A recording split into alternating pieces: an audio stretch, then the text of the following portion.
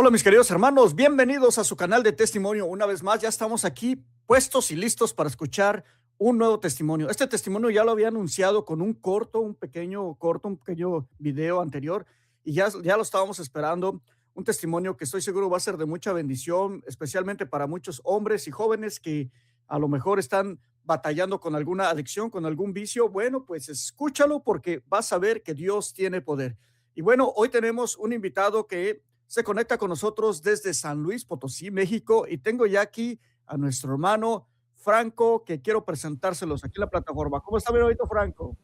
Hola hermano, muy buenas tardes desde acá de San Luis Potosí, México. Gracias a Dios muy bien, muy agradecido con Dios, con usted que me brinda la oportunidad de estar en su programa. Y bueno, mi hermano, antes de comenzar con ese testimonio, quisiéramos preguntarte, ¿cuál es tu nombre completo, de dónde eres originario y cuántos hermanos tienes? Perfecto, mira. Mi nombre completo es Franco Iván López López, su servidor. Soy de San Luis Potosí, México, de una comunidad que se llama Rancho La Libertad. Es una comunidad potosina. Soy el primer hermano, soy el mayor de 5 hermanos, cuatro varones, una mujer, y pues así es como les explico a grandes rasgos de dónde soy y quién es mi familia. Muy bien, hermanito Franco, pues ahora sí te vamos a pedir que nos cuentes un poquito de ti, un poquito de tu pasado, quién era Franco, cómo empezaste a meterte en ese mundo de oscuridad, cómo fuiste avanzando, a un poquito más de tu vida pasada y cómo es que el Señor se ha manifestado en tu vida. Adelante, hermano, escuchamos tu testimonio. Perfecto, mira, para esto quiero comenzar con lo siguiente. Muchas de las veces las personas que caemos en estas adicciones, creemos que la adicción comienza cuando tú pruebas esa sustancia, sea alcohol, sea droga, sea el tabaquismo, la marihuana. Se cree que en ese momento comenzó la adicción, ¿verdad?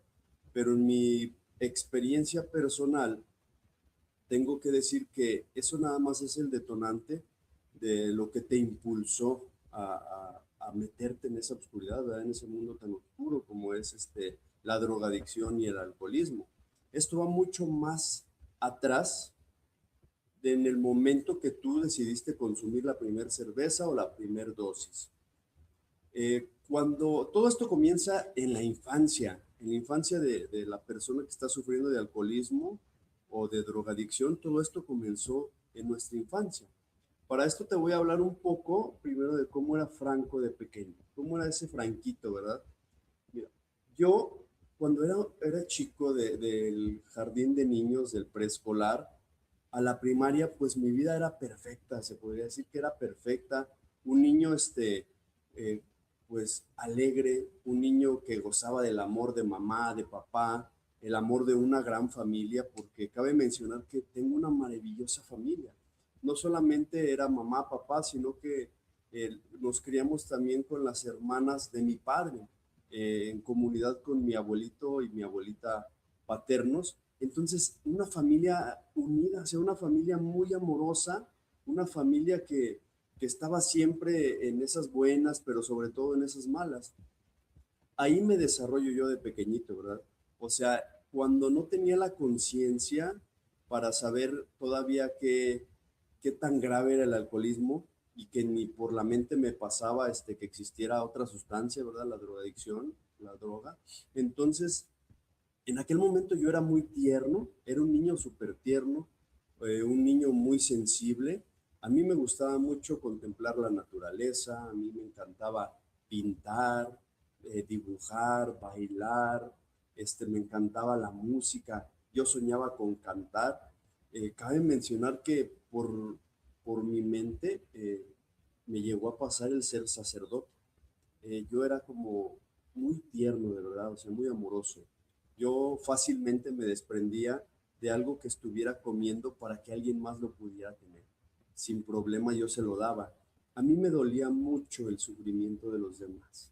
Bastante. Yo soñaba con grandes cosas, con cosas maravillosas, con inventar algo para que todo el mundo pudiera ser mejor, para quitar la hambruna, para que hubiera menos sufrimiento. Ese era el Franquito pequeño. La formación que me dieron en mi hogar Fue una formación buena, fue una formación con valores, una mamá con valores.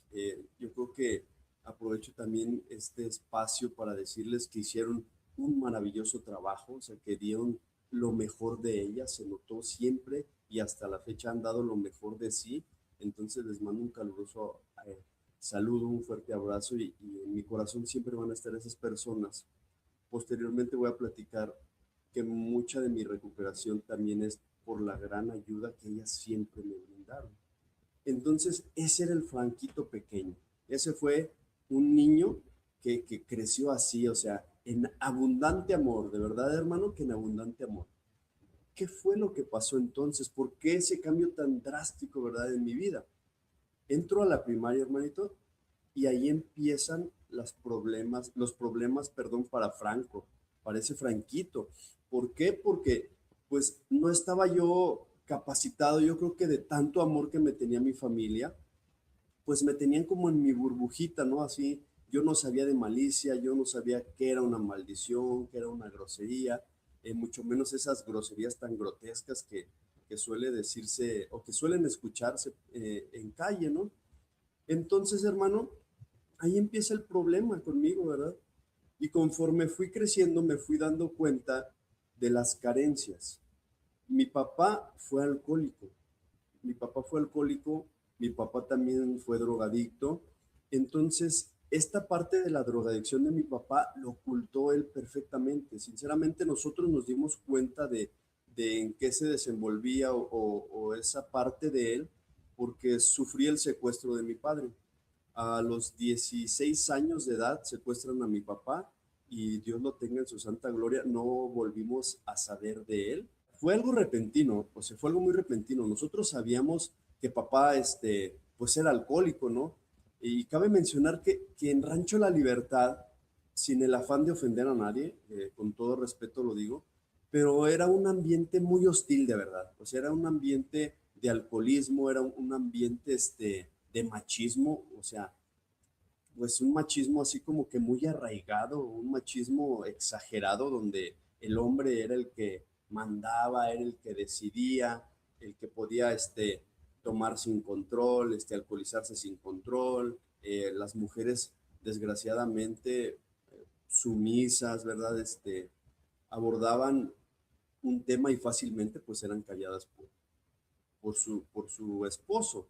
Entonces, de esa manera era mi papá también, ¿sí? Entonces, nosotros nos damos cuenta de que mi papá consumía drogas hasta su secuestro. Te menciono, yo tenía 16 años, la adolescencia, una edad que sabemos que es, pues, yo creo que muy complicada en todos los adolescentes y en todas las familias, lidiar con un adolescente.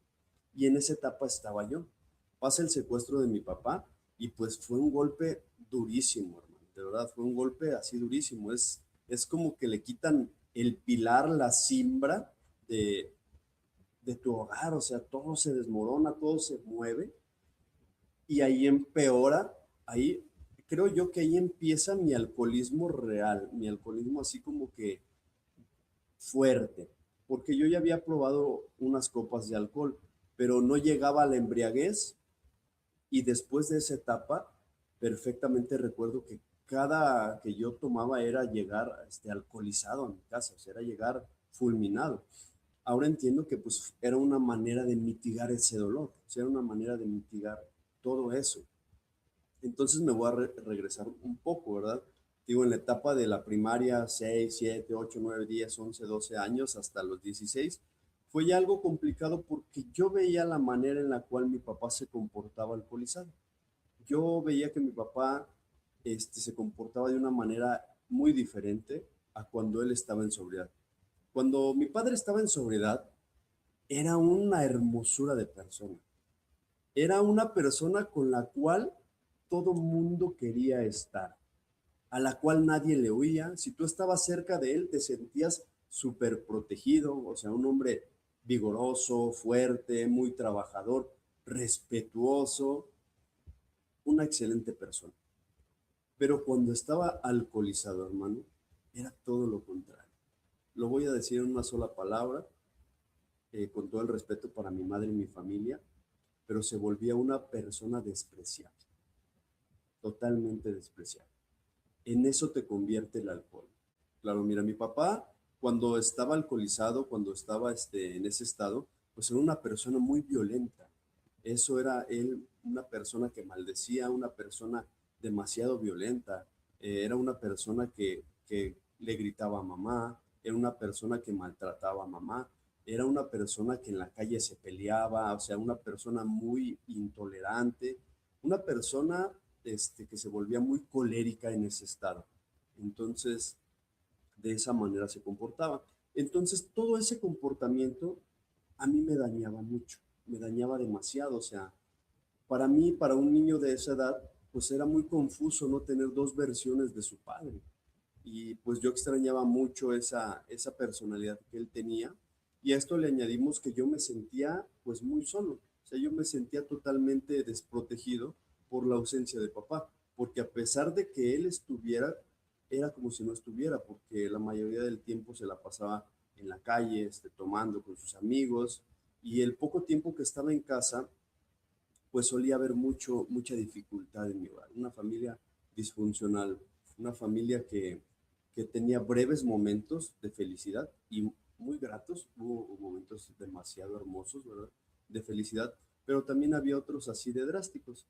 Entonces, yo empecé a cambiar mi personalidad, hermano, porque yo quería agradarle a mi padre. Esa es una realidad. Mi papá también se fue a Estados Unidos. Él estuvo en México, él se va a Estados Unidos en esa etapa donde yo estaba tal vez de unos 8 o 9 años de edad. Se va a Estados Unidos, se va por muy poco tiempo, un año o un poco más de un año. Y cuando regresa, pues él regresa muy distinto, regresa con una ideología muy distinta, con su manera de ser muy distinta. Y cuando él regresa, nota esa sensibilidad en mí, nota esa sensibilidad de que a mí no me gustaba lo que tal vez a otros niños les gustaba, como eh, juegos de rudeza, el fútbol, deportes más rudos, sino que a mí me gustaban cosas que, que necesitaban más sensibilidad. Yo me crié con puras mujeres, hermano. Entonces, esa sensibilidad tan hermosa que tiene una mujer fue con la que a mí me criaron. Entonces, eh, por añadidura, yo era más sensible que un niño ordinario y con gustos muy diferentes. Y claro, muy respetuoso porque esas mujeres, las hermanas de mi padre, siempre me inculcaron el respeto hacia la mujer y hacia el prójimo, hacia el ser humano. O sea, te digo, tuve una formación maravillosa gracias a ellas, gracias también a mi madre, que fue una madre que pues aguantó mucho, pero que también tenía buenas bases morales. Cuando mi padre llega y descubre eso, pues para nada le gustó, obviamente le cayó, como decimos por acá, como un balde de agua helada, ¿no? Así como que pensó, ¿qué hicieron con mi hijo? O sea, ¿es un gay o le daba tanto miedo, yo creo, que yo fuera a ser gay o declararme homosexual, que la manera de defenderme de eso, o de defenderse, mejor dicho, él de ese miedo, fue lanzarme a la calle, hermano. Fue darme, ahora sí que, libertad, pero sin ningún tipo de herramienta, de arma con la cual yo pudiera defenderme en la calle. Yo no sabía, te digo, o sea, siempre crecimos muy aislados de lo que era el libertinaje, lo que era la calle en realidad. Papá nos avienta, digo, nos avienta porque mis hermanitos pues iban conmigo, los dos que siguen después de mí.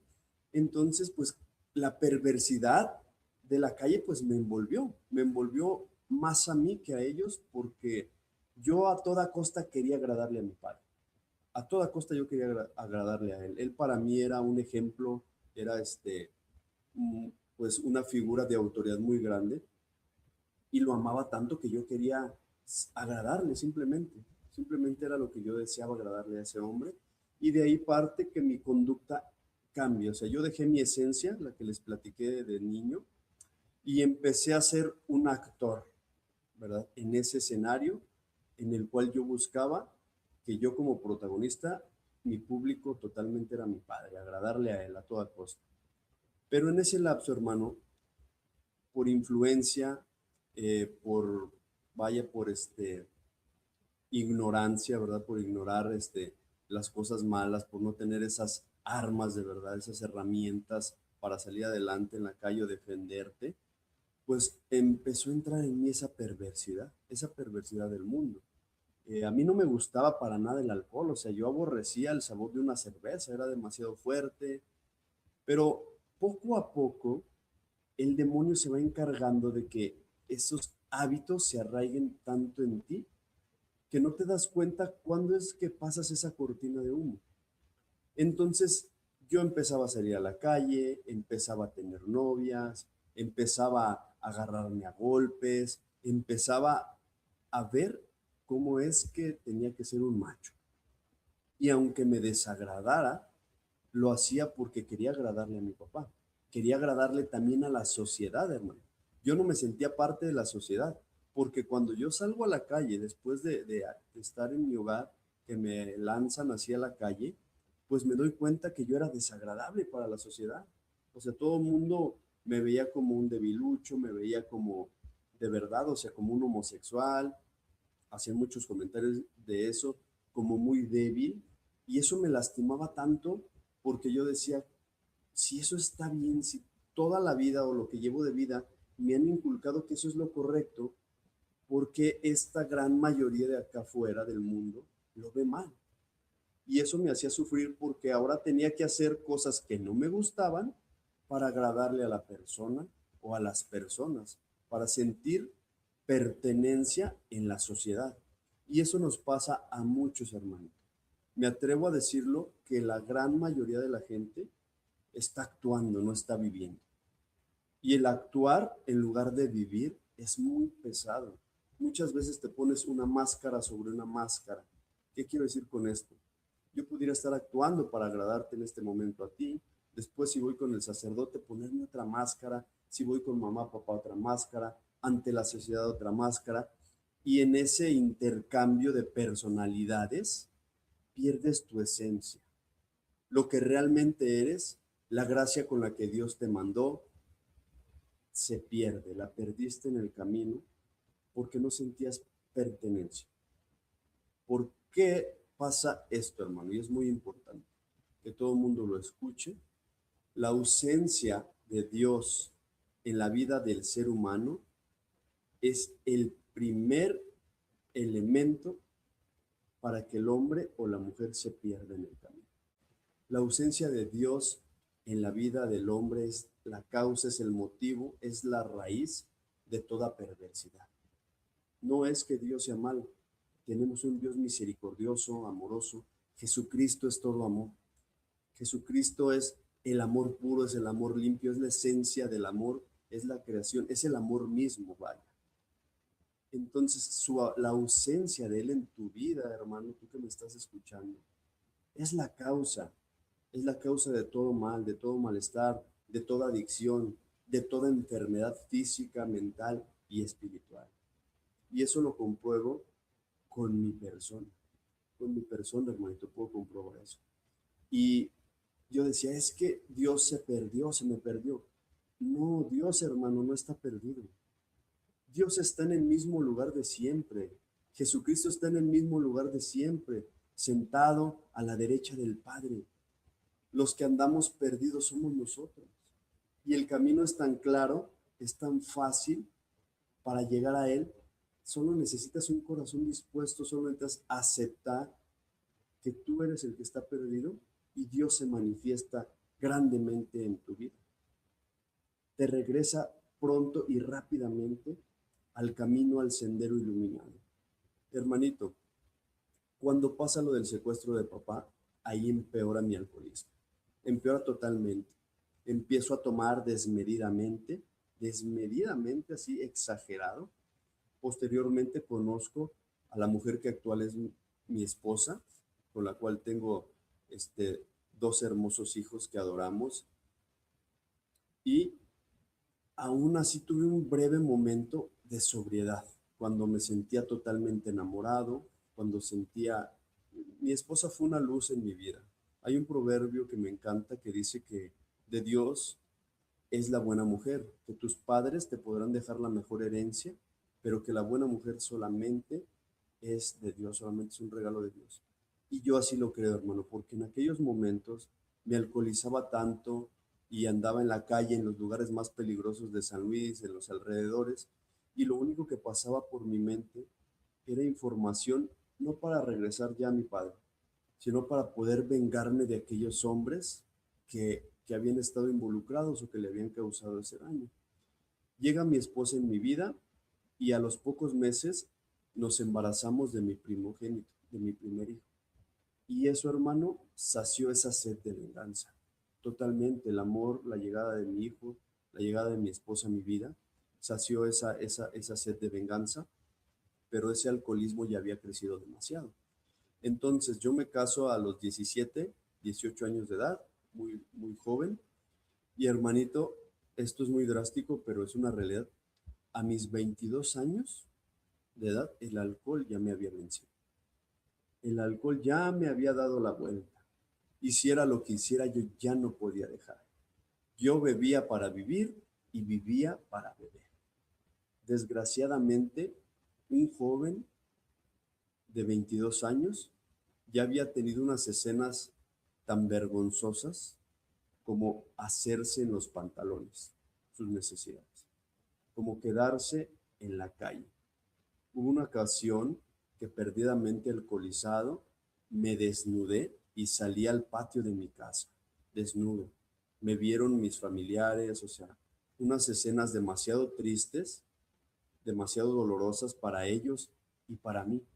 ¿Y sabes qué es lo peor, hermano? Que al siguiente día no recordaba nada. Unas lagunas mentales que me impedían recordar exactamente lo que había hecho. Esto era un sufrimiento porque cuando alguien te recuerda o te dice, o te vuelves también tan vulnerable, tan manipulable, que te pueden decir cualquier cosa y lo aceptas, hermano. Y lo peor es que te martiriza tanto eso porque hay todavía escenas que nunca he logrado recordar. Creo en las personas que me lo dicen porque son de mi entera confianza, pero no las pude recordar. Y eso es un martirio, es un verdadero martirio. Por más que yo quería disminuir la manera de beber, no podía, no podía. Y hay algo que en aquel momento yo decía, ¿por qué? ¿Por qué? ¿Por qué si hay un Dios pasó esto en mi familia? ¿Por qué si hay un Dios desde un principio, desde mi infancia recordaba cómo había sido lastimado, cómo esa figura que les cuento que era de un niño tierno era tan vulnerable, cómo es que ese niño que pues que estaba tan dispuesto a hacer cosas buenas, le habían pasado cosas tan malas y no lo comprendía. Y estuve muy enojado con Dios, estuve muy resentido con Dios. Claro, o sea, le reclamé muchas veces, hermano, a Dios, al punto en el que yo decía, pues yo creo que no estás, o sea, o no estás para mí. Y me empecé a alejar más y me empecé a alejar más. Y ese fue el mayor error que pude haber cometido. Poner yo una barrera entre mi Dios, mi Salvador y mi persona. Entonces, a los pocos años, después de los 22, que me di cuenta que todo el alcoholismo estaba empeorando, que no disminuía, hubo un chispazo, por así llamarlo, de lucidez en mi vida donde algo dijo, oye, está mal, o sea, ya no puedes seguir así, definitivamente el alcohol te venció. Yo sabía, hermano, estaba muy consciente de que el alcoholismo ya me había ganado. Y en ese momento recurrí a los primeros juramentos y los aguantaba, hermano. Empecé.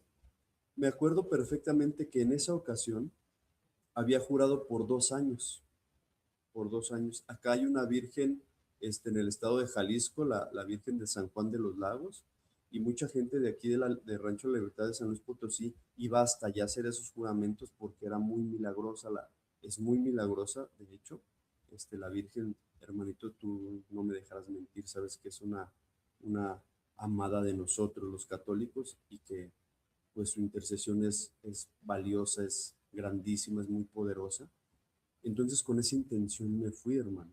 Fuimos yo y un hermano mío, mi hermanito, el segundo, el que sigue de mí, y nos fuimos hasta San Juan de los Lagos a hacer ese juramento. Yo estaba decidido, hermano, a que mi vida iba a cambiar.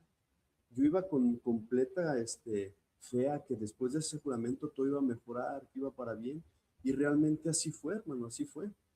Eh, para mi deshonra, de verdad, lo digo así muy honestamente, para mi desgracia también en aquel momento así lo veía. Ahora sé que fue para gloria de Dios, no fue para ninguna desgracia.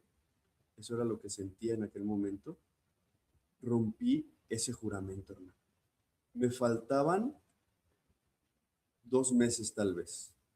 Y en la temporada decembrina, en la temporada del mes de diciembre, rompo ese juramento. Y para mi sorpresa, yo creí que iba a poder controlar mi manera de beber, porque llevaba meses sobrio, ¿verdad? Y para mi sorpresa, hermano, es que el diablo del alcohol me estaba esperando exactamente en el mismo nivel para empeorar. Es como si lo pusiéramos en una tabla del 1 al 10 y yo me haya quedado en el nivel 8. No regresé jamás al 1, al 2, sino que en el nivel 8 me estaba esperando el demonio y me llevó hasta el nivel 10, hasta lo último. El alcohólico, el drogadicto, esto es una realidad, jamás mejora de ese alcoholismo.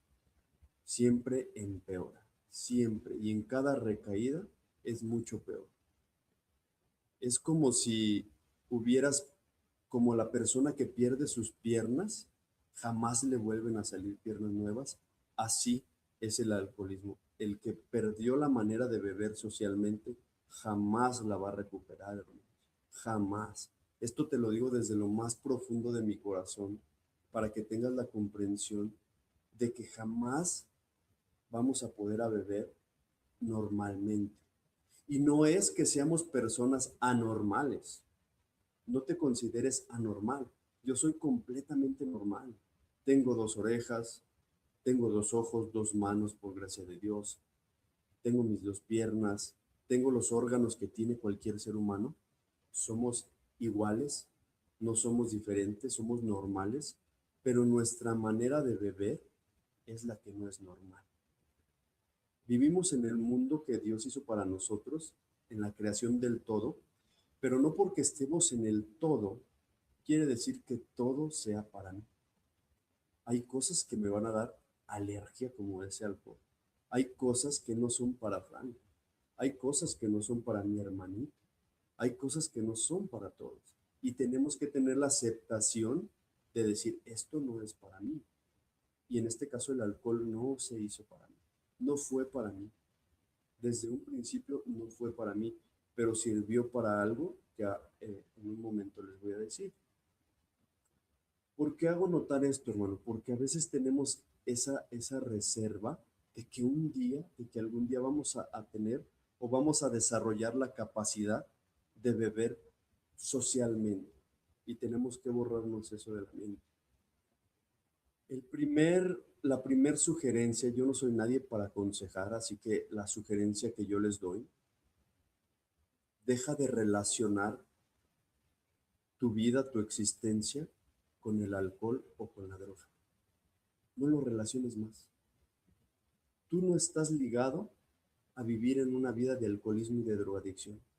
Simplemente deja de relacionar tu vida, deja de relacionar tu felicidad, deja de relacionar tus tristezas, tus angustias, tus frustraciones con una copa de alcohol.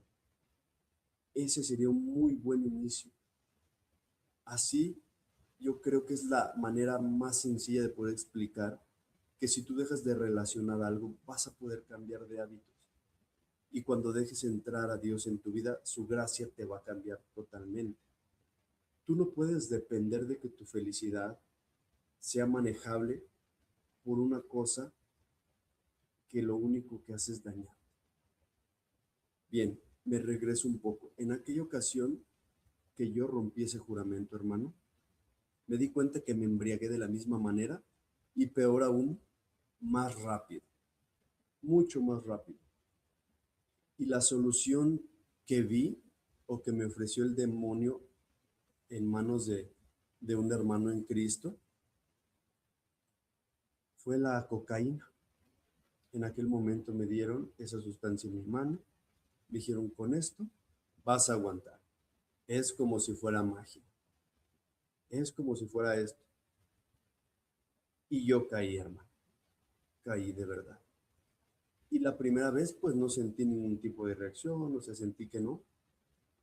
Pero como yo quería seguir en las parrandas, como yo quería seguir en todo este contexto de lo que era mi vida anterior, porque no sabía vivir, les comento, ¿verdad? Ahora sé que sobrevivía por gracia de Dios porque tenía un propósito mayor para este siervo inútil, que sin él no es nada.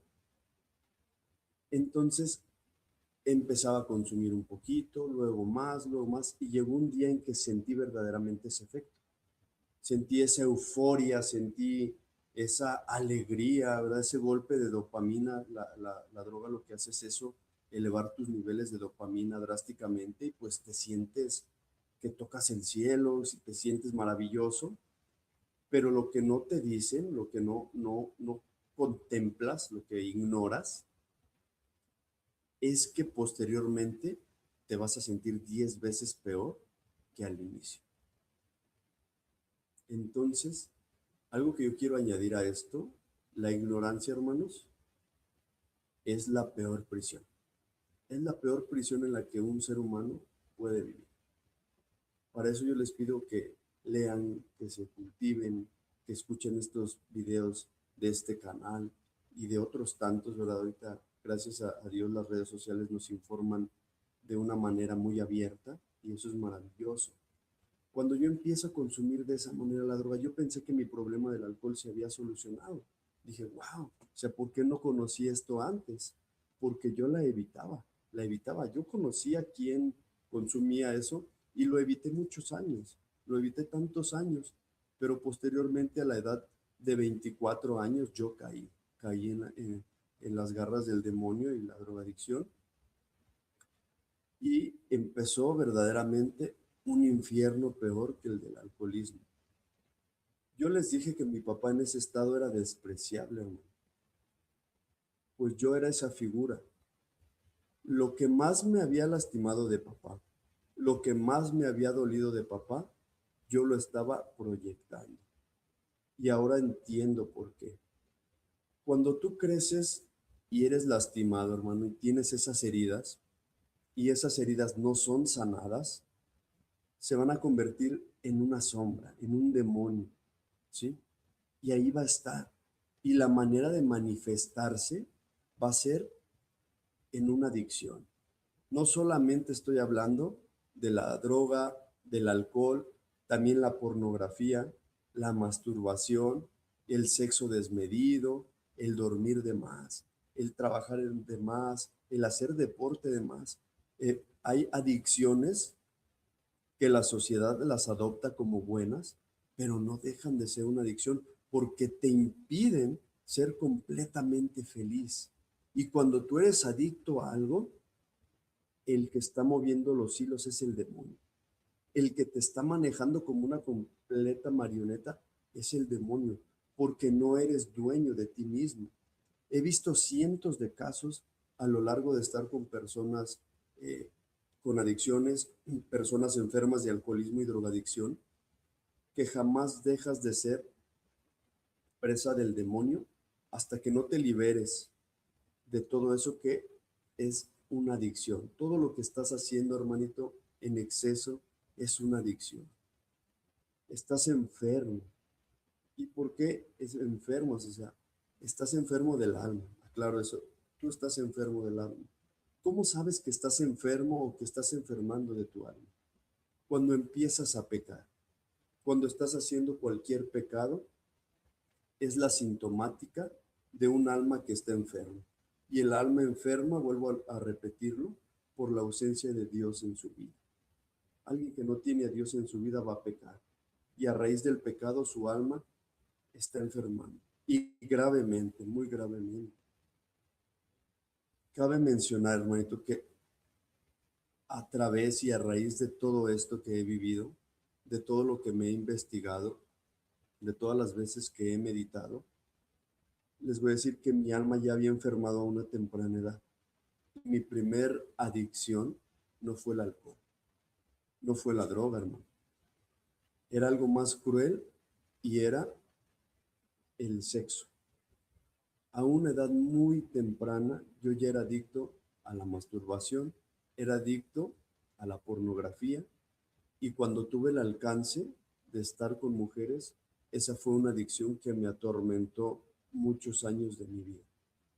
Fui atormentado cruelmente a un nivel yo creo que mayor que el alcoholismo y que la drogadicción. A todos estos adolescentes que me puedan estar escuchando, madres de adolescentes, padres de adolescentes y de niños, yo les quiero sugerir que cuiden mucho su esencia. No tienen que ser tan machos como la sociedad lo dicta. Tu hijo puede tener la sensibilidad que pareciera o que creyéramos que va a ser gay o homosexual, pero puede ser un pianista maravilloso, puede ser un músico excelente, puede ser alguien que haga una sintonía que no pueda ser un boxeador, porque eso también debemos de aceptarlo en la sociedad.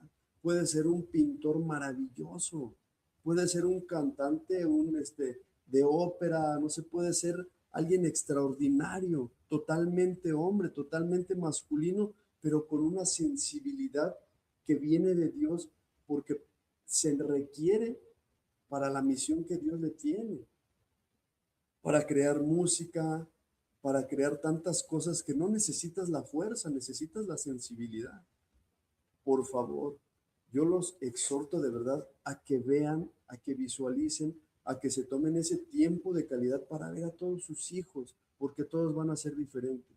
Y no porque uno sea sensible, no porque a uno le guste de pequeño jugar como a mí, a la comidita, al té, va a ser gay. No satanicen algo del cual su hijo ni siquiera sabe, ni siquiera tiene el entendimiento para saber si es de niñas o de niños. Déjenlo que camine, que corra en su esencia, en lo que Dios le puso en su corazón. Recuerden esa cita bíblica donde Dios dice, dejen que los niños vengan a mí. Y otras más donde Él aclara con mucha rudeza, mucha firmeza, que aquel que se meta con un niño va a tener un final muy desagradable. ¿Por qué, hermano? Porque ahí, en la infancia, es donde se desarrolla la plenitud o la amargura. Acá en México, y yo creo que en gran parte de Latinoamérica, de Estados Unidos, de todo el mundo, el alcoholismo y la drogadicción es gravísimo, es gravísimo. Y hay muchos centros de rehabilitación. Aquí en San Luis Potosí, esos centros de rehabilitación o esos anexos están por doquier. O sea, esa enfermedad es gravísima en la sociedad. Y platicando con un padre es italiano, el padre, le mando saludos al padre Jerónimo Máximo. Entonces, yo tenía una gran intención en mi corazón que era ayudar a esas personas con alcoholismo, con problemas de alcoholismo y de drogadicción. Y en aquella plática yo le digo, padre, estoy tan decidido a abrir un centro de rehabilitación. Y se espantó, o sea, yo pensé que me iba a felicitar y se espantó, me dijo, Franco, por lo que más quieras, no hagas eso, no abras un centro más. Dijo, estamos llenísimos, saturados. Dijo, es abrirle otra puerta al demonio, es como permitirle al demonio que atrape a más. Me dijo, mira, tu intención de corazón yo sé que es buena, pero busca la manera de ayudar con otro método, otro. Tienes que buscar, pídele al Espíritu Santo la guía, que te guíe qué es lo que debes de hacer con esa buena intención que tienes en tu corazón. Sin nada de egoísmo, sin nada de egoísmo, y discúlpenme de verdad que me ponga así de ejemplo, quiero hablarles con toda honestidad. Oraba, de verdad que oraba para saber cómo pudiera yo ayudar a esas personas, porque su dolor me duele bastante, porque sé enteramente y exactamente lo que están pasando, cómo la están pasando, la desesperación, la necesidad tan grande de salir de eso y que no es posible. Entonces, hermanos, yo en mis oraciones lo que le pedí al Espíritu Santo era la guía de cómo poder ayudar. Y Él, en su infinita misericordia, me muestra que lo que más debemos de proteger es la infancia, es a los niños. Ahí es donde cauterizas esa hebra maligna. Si un niño crece amado, si un niño crece con ternura, si un niño crece sintiéndose valorado, sintiéndose libre, y con eso de libre me refiero a libertad que venga de Dios, no libertinaje, como el que me dieron a mí, una libertad sana donde Él se pueda desarrollar siendo tal cual es, expresando lo que verdaderamente es. No llegan alcohólicos, no llegan drogadictos, no hay asesinos, no habría violadores, no habría tantas personas que se denominan gay o lesbianas, porque se sentirían amadas. Entonces, cuando yo detecto eso, empiezo a aplicarlo en mis hijos, primeramente en mis hijos, y veo que los resultados son muy buenos. Empecé a tener una calidad de vida con ellos muy bonita, un entendimiento muy lindo, cuando dejé de ser ese padre impositor, cuando dejé de ser ese padre forzoso que los forzaba, que los hacía caminar por el camino del miedo, del dolor. ¿Por qué? Yo creía que era la manera de protegerlos, haciéndolos rudos, haciéndolos fuertes, y ahora me doy cuenta que estaba tan equivocado. Entonces, detecto eso, lo empiezo a aplicar en mi vida y empieza a ser muy funcional. Empieza a ser muy, muy funcional. ¿Por qué los aliento, los invito a que hagan esa práctica? Porque ahí van a evitar muchas cosas para sus hijos y para la sociedad como tal, hermanos. De verdad. Ahora bien, cuando yo quería salir ya de ese alcoholismo, de esa drogadicción, miren, hermanos, fue algo tan complicado porque yo con todo mi ser quería dejarlo de hacer, pero algo me lo impedía. Ya no podía, por más que yo me esforzaba, por más que yo con todo mi corazón quería, ya no había, no hubo poder humano que pudiera ayudarme a regresar o a dejar de beber. Recuerdo perfectamente que cuando regresé a Dios fue de una manera que yo no me esperaba. Yo empecé a clamar a Dios y nunca le dije, Dios mío, quítame este alcoholismo, Dios mío, quítame esta drogadicción, Dios mío, ayúdame. Lo que yo le pedí a Dios, recuerdo perfectamente, llorando con una angustia y desde el fondo de mi corazón le pedí, ya llévame, por favor, quítame la vida, ya no quiero vivir, yo ya estoy a punto de suicidarme. Y de verdad, muchas veces por mi mente ya pasaba el suicidarme.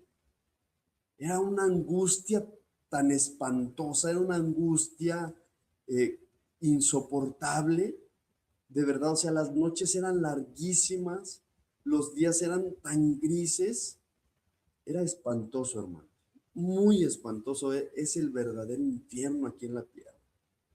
Entonces, cuando clamo a Dios, hoy me doy cuenta que Dios me escuchó, pero su respuesta fue diferente a lo que yo le pedía. Yo le pedía muerte, hermanos, pero tenemos un Dios vivo, un Dios de vivos, y lo que Él me regaló fue vida, vida nueva y vida en abundancia, porque así es la vida cuando te acercas a Cristo, a Jesucristo, a Dios, vida y vida en abundancia. Recuerdo perfectamente que en esas noches mi mamita me llamó y me sacó una cita a ella para confesión con un sacerdote, con el sacerdote de mi parroquia, la parroquia del Señor de la Misericordia en San Luis Potosí. Parroquia del Señor de la Misericordia en San Luis Potosí. Recuérdenlo por si alguien que sea potosino o que vaya a venir a San Luis Potosí pueda acercarse a esta parroquia tan hermosa, donde ahí ocurrió el milagro en mí. Me confieso con el sacerdote le cuento exactamente todo y le digo, yo tengo ganas de suicidarme. Vengo al todo por el todo. Y me dice, Franco, si tú no crees en lo sobrenatural, si no crees en lo espiritual, tienes que empezar a creer. Dijo, porque hay demonios, hay espíritus que solamente salen a base de ayuno. Y en aquel momento me sugirió el ayuno de pan y agua de 40 días. Y con estas palabras me dijo, inténtalo por 20 días.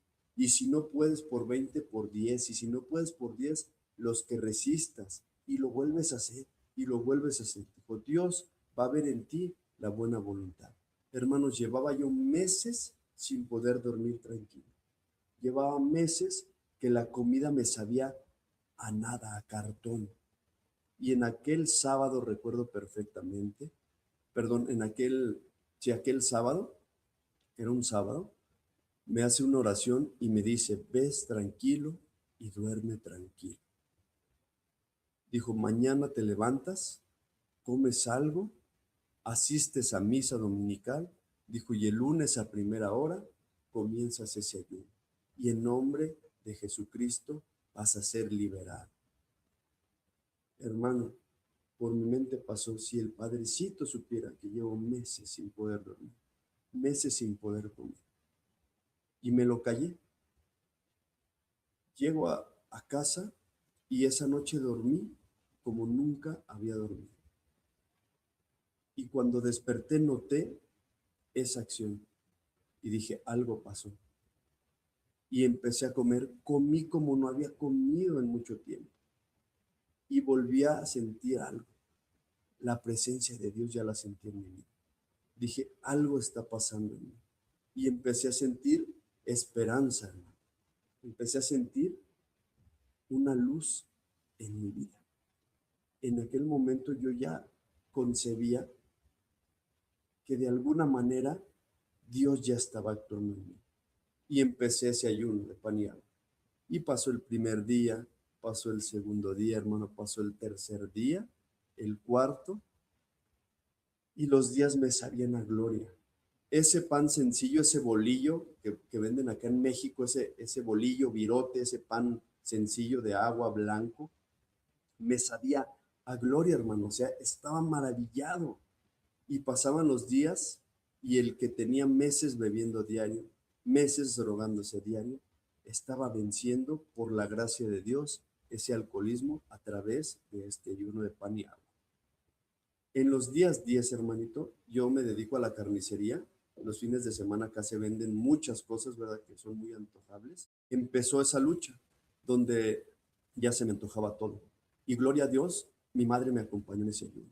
Y cuando yo llegaba y le platicaba a mis tías, a mis hermanos, a toda mi familia, que fueron una gran fortaleza para mí, que siguen siendo una fortaleza enorme para mí, Dios los bendiga siempre, me decían, échale ganas, sí puedes, ya llegaste a los 10 y te felicito. Y me hacían sentir maravilloso, hermano, me hacían sentir tan amado, lo recuerdo y de verdad que, ay Dios mío, gracias por esa sensación que estoy sintiendo.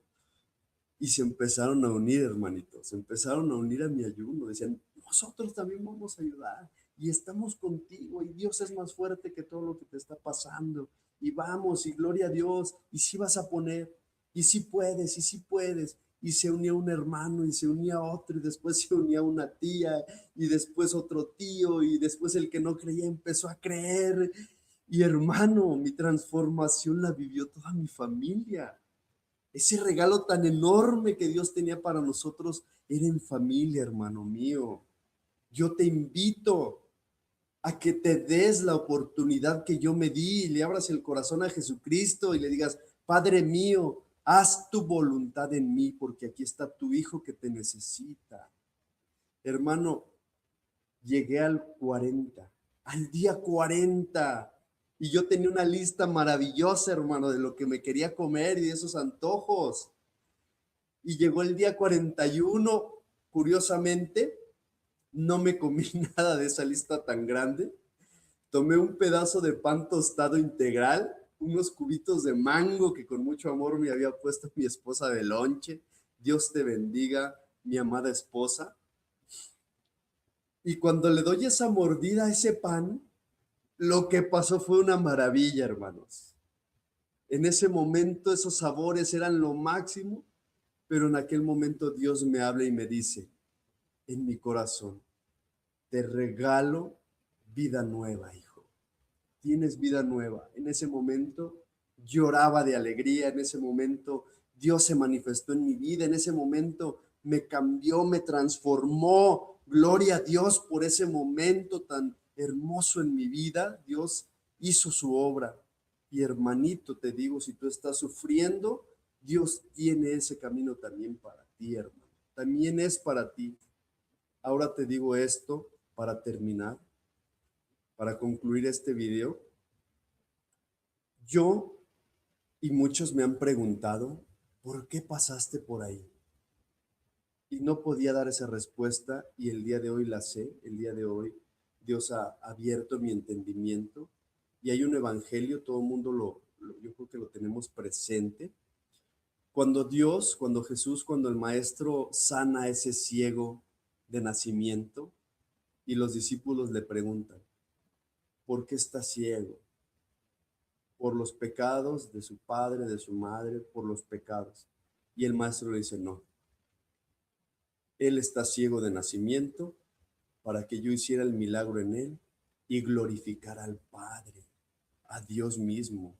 Hermano, yo por eso pasé ese camino tan empedrado, tan espinudo, ese alcoholismo, esa drogadicción, la tuve que pasar para darle gloria a Dios, para decirte que tenemos a un Dios vivo, que Jesucristo en el 2026 sigue haciendo milagros y ese milagro lo quiere hacer en ti, hermano, para glorificar al Padre, para demostrarte a ti y al mundo con tu testimonio como el mío de que tenemos un Dios vivo, un Dios de vivos que sigue obrando, que sigue haciendo milagros, que nos prometió que va a estar contigo, conmigo, hasta el final de los días.